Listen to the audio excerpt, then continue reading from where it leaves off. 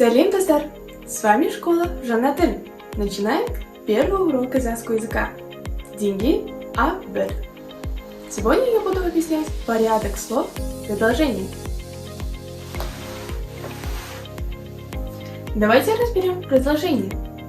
Кеше мен Гүлжанның үйінен келдім. Здесь слово «мен» играет роль подлежащего.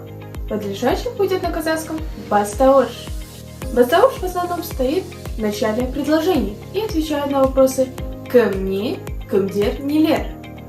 Здесь глагол «келдім» играет роль сказуемого.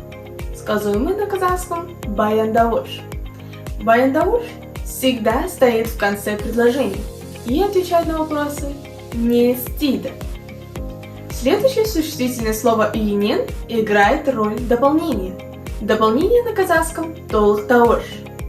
Толықтауыш стоит в середине предложения и отвечает на вопросы всех падежей, кроме атау септік и элек септік.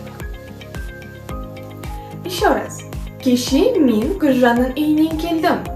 Здесь наречие кеше играет роль обстоятельства. Обстоятельства на казахском пысықтауыш. Пысықтауыш стоит либо в середине предложения, либо в начале предложения.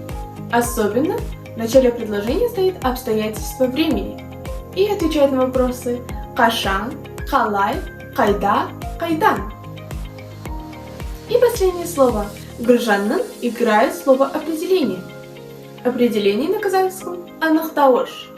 Анықтауыш всегда стоит перед определяемым словом и отвечает на вопросы «қандай», «неше», «қанша», либо «кімнің», «ненің».